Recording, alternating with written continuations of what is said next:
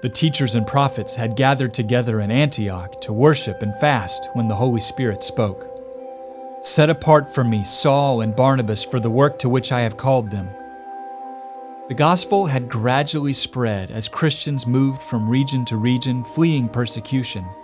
In the beginning, they spoke only to Jews, revealing to them that Jesus was the fulfillment of all God had promised, that He was the Messiah and their only hope for salvation.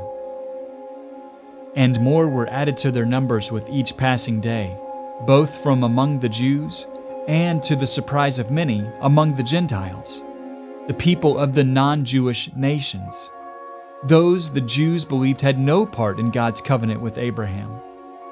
Although they had begun speaking only to other Jews, some among the Christians began sharing the gospel with Gentiles as well. Peter even visited the home of a God-fearing Gentile named Cornelius after both men received a vision from the Lord.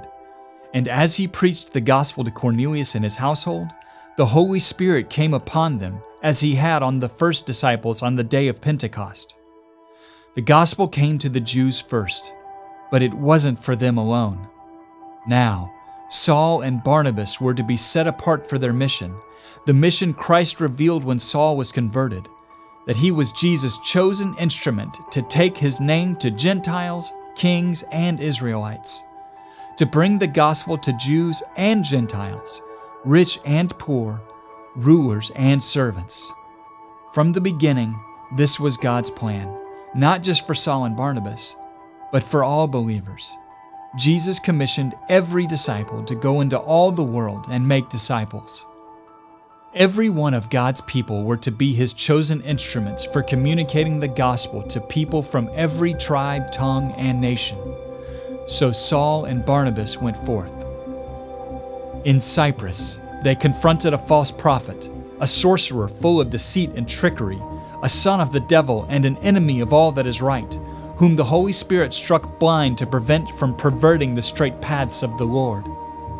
In Antioch of Pisidia, Saul, who became known as Paul, entered a synagogue and proclaimed the gospel to all its members. "Let it be known to you that through this man forgiveness of sins is being proclaimed to you. Everyone who believes is justified through him, from everything that you could not be justified from through the law of Moses." Many rejoiced at this good news and urged them to tell them more. Many began to follow Paul and Barnabas, trusting in the Christ they proclaimed. But their proclamation didn't stop with the Jews. The gospel came to the Jews first, but it wasn't for them alone.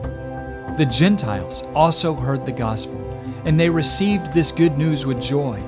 And the word of the Lord continued to spread through the entire region, with more being saved each day. And as Paul and Barnabas left to continue their mission, they were filled with joy. One missionary journey led to another, and then another still. Persecution often followed. False teachers attempted to pervert the straight paths of the Lord, but in every region, the word of the Lord spread. The gospel continued to go forward, spreading among the Jews and the Gentiles, because the gospel wasn't for the Jews alone. It was for all people. And Paul's missionary journeys multiplied into other missions as more believers took up their calling to make disciples of all nations. A calling that continues to this day with us.